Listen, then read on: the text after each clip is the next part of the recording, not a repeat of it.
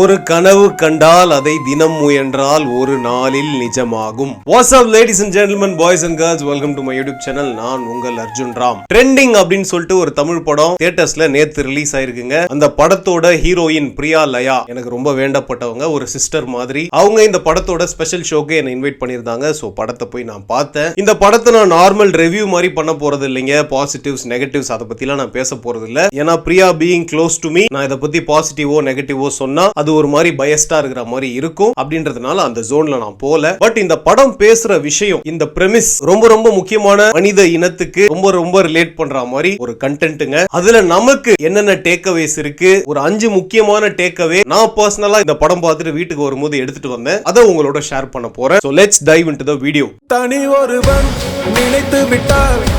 So before I talk about the takeaways from the movie, I really wanna appreciate Priya Laya. நான் video open பண்ணும்போது சொன்னேன் இல்லையா, ஒவ்வொரு பூக்களுமே பாட்டுல வர லைன்ஸ், அதோட தான் வீடியோ ஓபன் பண்ணேன். ஒரு கனவு கண்டால் அதை தினம் முயன்றால் ஒரு நாளில் நிஜமாகும்னு. ஏன்னா பிரியா லயா எனக்கு கிட்டத்தட்ட 2019ல இருந்து தெரியுங்க. அவங்க ஒரு brilliant dancer, united by dance அப்படின்னு சொல்லிட்டு என் ஃப்ரெண்டு ராகவன் புகழ், அவன் தான் அந்த டான்ஸ் கம்பெனியோட ஓனர், கொரியோகிராஃபர், ஆர்டிஸ்டிக் டைரக்டர், அதுல main lead dancer Priya. So அவங்க ஆரம்ப காலத்துல என் கூட பேசும்போதே how interested she is in movies, heroine ரோல்ஸ்க்கு எப்படி அப்ரோச் பண்ணிக்கிட்டு இருக்காங்க அப்படின்னு சொல்லி நிறைய என்கிட்ட கதைகள்லாம் ஷேர் பண்ணிருக்காங்க. கட் பண்ணா 5 வருஷத்துக்கு அப்புறம் இன்னைக்கு அவங்க ஒரு 2 படம் ஹீரோயினா பண்ணிட்டாங்க. சோ அந்த growth-அ பார்க்கும்போது ரொம்ப டிராஸ்டிக்கா இருக்கு, ரொம்ப ரொம்ப ஹாப்பியா இருக்கு, பெருமையா இருக்கு. அற்புதமா நடிச்சிருக்காங்க இந்த படத்துல. சொன்னா நம்ப மாட்டீங்க, 2020ல கோவிட் டைமுக்கு அப்புறம் நான் ஒரு ஷார்ட் பிலிம் பண்ணேங்க. அதுல ஒரு சின்ன வாய்ஸ் ஓவர் போர்ஷன், என்னோட girl friend portion, voice over மட்டும் வேணும் வந்து கொடுக்குறீங்களா அப்படின்னு பிரியாவை கேட்டப்போ she was not very confident. ஆனா இல்லனா என்னோட வாய்ஸ் வந்து கொஞ்சம் ஸ்குவீக்கியா இருக்க மாதிரி இருக்கும், I am not confident அப்படினாங்க. நோ நல்லா இருக்கு உங்க வாய்ஸ், நீங்க வந்து பேசுங்க அப்படின்னு சொல்லிட்டு நான் அவங்கள கன்வின்ஸ் பண்ணி வந்து பேச வச்சேன். இன்னைக்கு இந்த படத்துல த்ரூ அவுட் த மூவி அவங்க தான் டப்பிங் பண்ணிருக்காங்க. அவ்வளவு நல்லா இருக்கு அவங்க வாய்ஸ். சோ அந்த இன்செக்யூரிட்டிஸ் எல்லாம் உடைச்சு அவங்களோட ஓன் வாய்ஸ்ல டப் பண்ணி இவ்வளவு தூரம் பெர்ஃபார்ம் பண்ணிருக்காங்கன்னா I am very very happy for her, very very proud about her. படத்துல ஆல்சோ ஹீரோவா கலையரசன் நடிச்சிருக்காரு, one of my favourite actors. அவரோட ஆக்டிங் பத்தி சொல்ல வேணாம், பிச்சு உதறி இருக்காரு இந்த படத்துலயும். இந்த படம் வந்து ஒரு சைக்காலஜிக்கல் த்ரில்லருங்க. பேசிக்கா நீங்க ஸ்குவிட் கேம் இந்த மாதிரி சீரிஸ் எல்லாம் பாத்துருந்தீங்கன்னா அந்த மாதிரி ஒரு ஜானர்ல வரக்கூடிய ஒரு படம். பெருசா ரொம்ப பட்ஜெட்லாம் இல்லாம சின்ன பட்ஜெட்ல மெயினா ஹீரோ ஹீரோயினை மட்டுமே பிரைமரியா வச்சு படத்தை முடிச்சிருக்காங்க. ரொம்ப இன்ட்ரெஸ்டிங்கா பண்ணிருக்காங்க. படத்தோட கதையை பொறுத்த வரைக்கும் பாத்தீங்கன்னா ஹீரோவும் ஹீரோயினும் யூடியூபர்ஸ், நல்லா சக்சஸ்ஃபுல்லா இருக்கக்கூடிய ஒரு 3 மில்லியன் சப்ஸ்கிரைபர்ஸ் வச்சிருக்கக்கூடிய யூடியூபர்ஸ். திடீர்னு ஒரு நாள் அவங்களோட யூடியூப் சேனல் டெலீட் ஆயிடுதுங்க. சோ அதனால அவங்களுக்கு நிறைய சிக்கல்கள் வருது.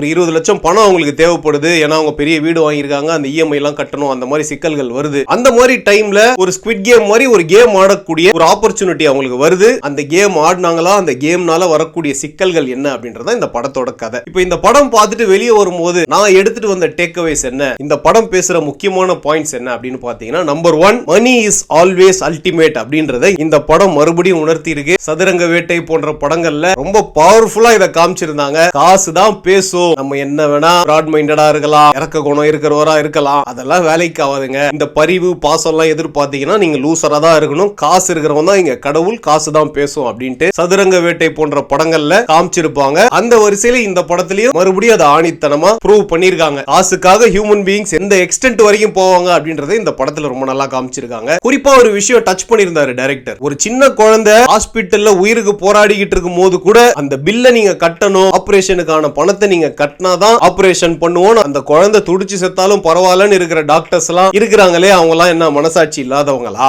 இங்க எல்லாத்தையும் தாண்டி பணம் தான் பேசும் அப்படின்னு சொல்லிட்டு ஒரு டயலாக் கலையரசன் பேசுவாரு. அதெல்லாம் ரொம்ப ரிலேட்டபிளா இருந்தது, 100% ஃபேக்ட். அப்புறம் ரெண்டாவது டேக்அவே, இந்த ஹியூமன் பீயிங்ஸ்க்கு போதும் அப்படின்ற மைண்ட் செட்டே வராதுங்க. பேராசை, கிரீடினஸ். இந்த படத்திலே லீட் கேரக்டர்ஸ்க்கு ஒரு 20 லட்சம் ரூபாய் இருந்தா அவங்க பிரச்சனையை சமாளிச்சிடலாம். ஆனா 2 கோடி வருது, பணம் ஜாஸ்தி வருது, இன்னும் கொஞ்சம் புஷ் பண்ணுங்க, இன்னும் கொஞ்சம் கேம் ஆடுங்க அப்படின்னும் போது அந்த டெம்ப்டேஷனுக்கு they give in. So human பீயிங்ஸோட vulnerability to greediness அத ரொம்ப அழகா இந்த படத்துல காமிச்சிருக்காங்க. That is the sad reality of human beings mindset. Number 3, the complexity of human mind ரொம்ப அழகா இந்த படத்துல காமிச்சிருக்காங்க. நம்ம ஒருத்தரை பத்தி எல்லாமே தெரியும் அப்படின்னு நம்ம நினைச்சுக்கிட்டு இருக்கலாம். அவங்க கூடவே நம்ம பல வருடங்களா வாழ்ந்துகிட்டு இருக்கலாம். கடைசியில பாத்தீங்கன்னா அவங்க ஒரு சைக்கோ கொலைகாரனா கூட இருப்பாங்க. ஏன்னா ஹியூமன் மைண்ட்ன்றது அவ்வளவு காம்ப்ளெக்ஸ் ஆனது. இந்த படத்திலே ஒரு டயலாக் வரும், தன்னோட அடையாளமும் முகமும் வெளியே தெரியாது அப்படின்ற ஒரு ஜோனுக்குள்ள மட்டும் ஹியூமன் பீயிங்ஸ் போயிட்டாங்கன்னா இந்த உலகத்துல எல்லா ஹியூமன் பீயிங்ஸும் பர்வர்ட் தான். எல்லாருக்குள்ளயும் அவ்வளவு வன்மம் இருக்கு, அவ்வளவு அழுக்கு இருக்கு அப்படின்ற பாயிண்ட பத்தியும் இந்த படத்துல பேசியிருக்காங்க. 100க்கு 100 உண்மைங்க. இந்த ஆன்லைன்ல நான் பாக்குறேன்,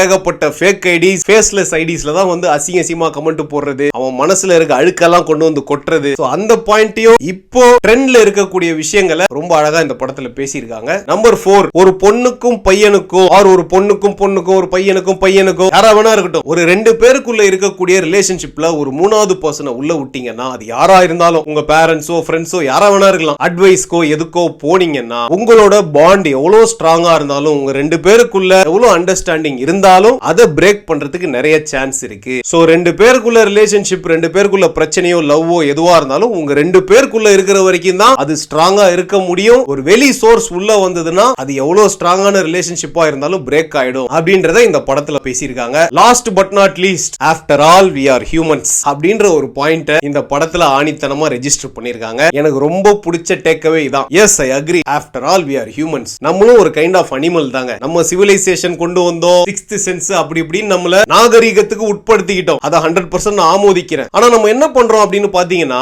எல்லாத்தையுமே ஒரு டிவைன் மெட்டீரியல் ஆகணும் அப்படின்னு நம்ம ஆசைப்படுறோம். நான் ஜீசஸ் போன்றவன், நான் பரிசுத்தமானவன் அப்படின்னு எல்லாருமே ஒரு ஃபசாட போட்டுக்கிட்டு தன்னோட குறைகளை மனசுக்குள்ளே அழுத்தி வச்சுக்கிட்டு அதை அனலைஸ் பண்ணாம நம்ம பெட்டர் ஹியூமன் பீயிங்கா இருக்கணும் அப்படின்றத அக்னாலேஜ் பண்ணாம after all we are humans அப்படின்றத மறந்துட்டு நம்ம டைம் நகை நிறைய விஷயங்களை ரிப்பீட்டடா பண்றதுனால தான் இந்த உலகத்துல நிறைய பிரச்சனைகள் வருதுங்க. அந்த விஷயத்தையும் இந்த படத்துல டச் பண்ணிருக்காங்க. So as I said earlier, இந்த படம் நல்லா இருக்கா நல்லா இல்லையா அப்படின்றத நீங்களே பார்த்து டிசைட் பண்ணுங்க. பட் நான் சொன்ன டேக்அவேஸ் எல்லாமே லைஃபுக்கு ரொம்ப தேவையான டேக்அவேஸ். ஒரு செல்ஃப் ரிஃப்ளெக்ஷன் மாதிரி நானே எனக்கு அதை பண்ணிக்கிட்டேன். இந்த மேட்டர்ஸ் எல்லாம் டச் பண்ணதுக்காக டைரக்டருக்கு ஒரு பாராட்டு. And thanks to the entire crew for making such a film. ஒரு புது ஜானரா இருந்தது தமிழ் சினிமால. So kudos to the entire team and producer. வாழ்த்துக்கள் டீம் ட்ரெண்டிங். சோ வியூவர்ஸ், நீங்க என்னோட டேக்அவேஸ் பத்தி என்ன நினைக்கிறீங்க? படம் பார்த்துட்டீங்களா? உங்களோட தாட்ஸ் எதுவா இருந்தாலும் கமெண்ட் செக்ஷன்ல டிராப் பண்ணுங்க. I'll be very very happy to read it and interact with you guys. Hope you like my video. நான் இன்னொரு சுவாரஸ்யமான வீடியோல சீக்கிரம் உங்களை சந்திக்கிறேன். Until then, tada, bye bye, see you. Vatta mame durre.